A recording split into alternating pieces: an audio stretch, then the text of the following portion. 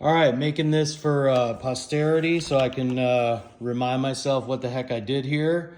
But this is the Mobibooth Aura M, and I've got it wired up for hardwire printing via USB-C or via Ethernet. With this way, you can do either or. So the first thing I did was ran a USB-C to USB-C female into the loom here. The next thing I had to do was replace the actual USB hub, which I'll show you in a second, but I had to replace the power cable for that as well. It needed a heavier duty power cable to send power to the hub so that, as it was explained to me, this printer cable has enough juice to do its data thing. The other thing I wanted to do, since I now have an all USB-C hub, is I swapped out the camera data cable. As you can see, I also color-coded everything to make it nice and easy with some colored electric tape. So you got your hub power, your this, your that, whatever. I put some green on there just for the hell of it. This is the camera power cable that was existing. I didn't do anything to that, but I fed a new power cable up in, which is this one, the hub power, and I fed the printer cable in there. These two were the same as original. Everything else in there, a little bit different, couple cables. And next, I don't have the ring light back in there yet, but I wanted to show you the iPad mount. And you know, all these cables feed in nice and easy once the ring light is on there.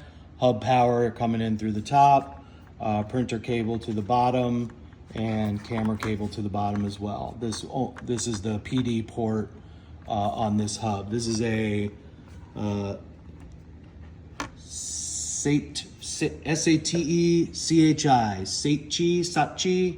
4 USB-C port. Shout out to Paul for putting me on. So one of my goals was to have everything USB-C, and that's been accomplished here.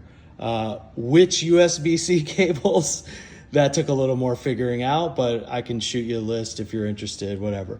But the iPad pops in nice and easy, everything fits, everything works. I've got one in the case here already assembled. This is my second one, but that's basically the overview for the head.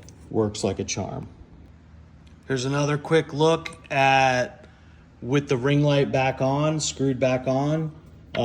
These two, what I'm calling the bottom cables, are just coming in through the side here, and then I'm bringing in the power cable just right up over the top here. And there you go. I actually wasn't coming through the middle, I was coming through the side. So if I need to like feed some of the slack or whatever. This cable here, if I had to do over again, I'd search a little harder to find a more flexible cable. This one's a little tight, a little less bendy. But once all these cables are in here like this, the magnets, click without a problem. If they don't, you can, even with these two cables overlapping, I think, I'll have to try it out. But if they don't, you can always, if you just move the cables around and get them to lie flat.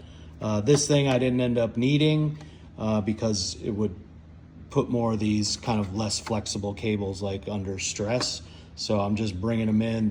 They're all zipped off over here like you saw, and then the iPad just pops right in. This is one of the only hubs I could find also. Again, recommended by Paul. Thanks, Paul. That was low profile enough and had the USB-C ports that I needed, the amount of power, PD, power delivery that I wanted, and all that good stuff. And then there we go. There's the iPad in there, nice and tight. Magnets are all, nothing's popping up or anything on the power thing. I didn't have to modify the booth at all. I was just swapping out cables basically.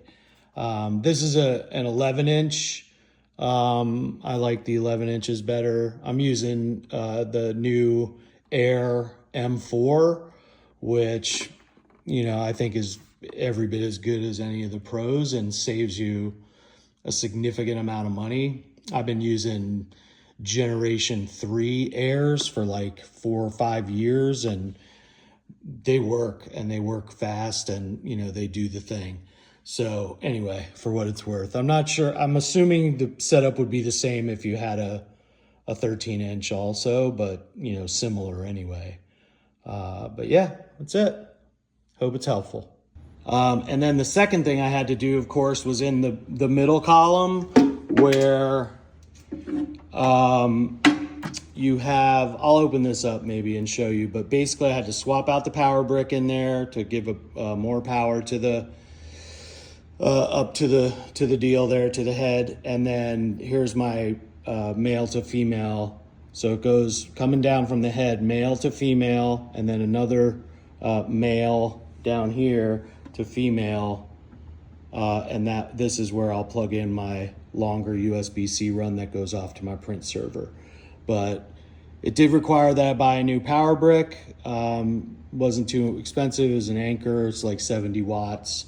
Got a couple USB-Cs on it, and everything fits nicely. Getting that glue off the original power brick was a little bit of work. All right, and for all you super nerds that want to check out the guts, basically I've got this Anchor. It's a 70 watt. I can send you a link. It's got 2 Cs. It's also got an A if you have any use to charge anything else or whatever, but it's got 2 Cs there, and you've still got an empty outlet. It's got more power, which sends it up to the head, which allows the hardwire USB-C to work and all that good stuff. So the original cable that sends, I believe, power to the camera pack, I think, and then my additional male to female that sends power up to the hub in the head. I don't know how well you can see down in there, but it didn't add much. I didn't really get fancy. I didn't get inside the thing or open it up or anything. I just, popped the old one off, put a new one on, put a couple C's in there. They seem pretty firm. Worst case, you got the 2 screws you can pop off with the tool and you're good to go. Oh, and then I've got my female to male printer data cable coming down through. Just zipped it, added it to the bundle. That was a 3-footer, I think, and that's it. Hangs out just like that, nice and easy. And then over at the MacBook, I've got a Mac Air here. It's a M1 2020, I think. It was about $300 maybe on back market. Here's the thing that's super important. I couldn't figure out how to get this. This is the hardwire from the printer coming out the bottom of the booth. This has to go directly into the Mac, or I couldn't get it to work with 3 different hubs. So if this is going directly into the Mac, you're good. And then also I've got another one of the same hubs here, bringing power in to charge up the Mac, and then taking, again, a USB-C to B out to the printer. And that's the whole deal. I highly recommend, also, I found somebody had listed this app. It's called Amphetamine. It's a little pill. It's got a bunch of different ways you can configure it, but basically it's very easy to set up so that you can close the lid and the Mac doesn't shut off. So the CPU and I think the screen stays lit too, but that's basically it. And then just the Snappic server and you're good to go. Got to turn Wi-Fi off too. Don't forget, turn Wi-Fi off if you're doing hardwire printing. Hope it helps.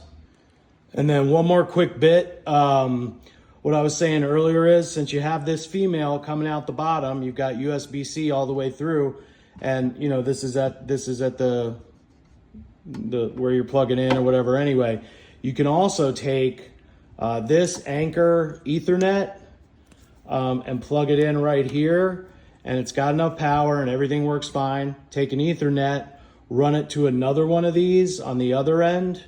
The other end, I run power to it directly just to be safe.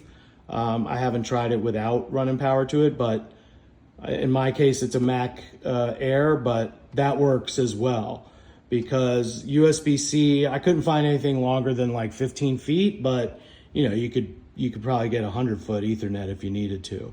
But this does work, and so it gives you two options. So I'm sending Ethernets out as like a nuclear option if the USB-C totally fails.